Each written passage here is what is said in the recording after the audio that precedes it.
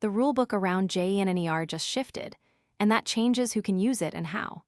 The practical consequence depends on which firms, products, or users end up inside the new rule or lawsuit. Crypto federal judge is the search phrase that fits this story because a California federal judge dismissed the securities case tied to Caitlyn Jenner's memecoin, saying the token did not meet the test for an investment contract.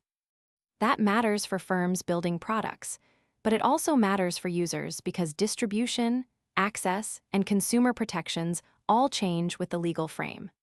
The real problem is that procedure sounds technical, but the technical details decide who wins access and who loses flexibility. Start with the mechanism. The legal hinge is the Howey test.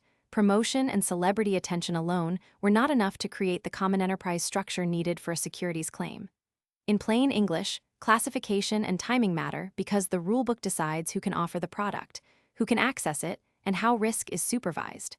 That is also why the wording of a bill, complaint, or ruling matters so much. A small legal distinction can redraw an entire product category. That is why a move like this can look exciting on the surface and still carry far more risk once you ask who is actually providing the liquidity, the capital, the legal cover, or the operational support. The context matters too. Buyers argued they suffered heavy losses after the token collapsed, but the judge focused on the lack of a pooled enterprise delivering profits for investors. That backdrop is important because policy changes rarely arrive all at once. They arrive in steps, and each step can shift market expectations. A timeline slip or a narrow amendment can matter more than a dramatic speech. For people searching crypto federal judge, that bigger backdrop is useful because it explains why this story landed now instead of last month. But context is not the same thing as proof. Here is the split between what is firm and what still needs more evidence. A California federal judge dismissed the securities case tied to Caitlyn Jenner's memecoin, saying the token did not meet the test for an investment contract. The ruling does not settle every question around celebrity memecoins. It leaves open the broader line between entertainment, promotion, and manipulative conduct. That is the line between a headline that grabs attention and a legal outcome that actually changes market structure. Viewers can easily mistake a live headline, a chart move, or a product announcement for a complete answer when it may only be the first visible piece. So who feels this first? That matters for firms building products, but it also matters for users because distribution, access, and consumer protections all change with the legal frame.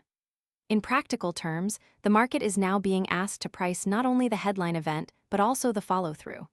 Execution risk, adoption risk, liquidity quality, legal clarity, or recovery credibility, depending on how the next few sessions unfold.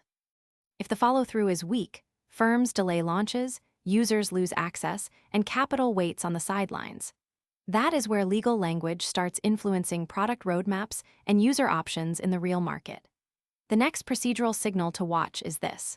Watch whether future crypto cases attack celebrity tokens through consumer protection or fraud theories instead of securities law.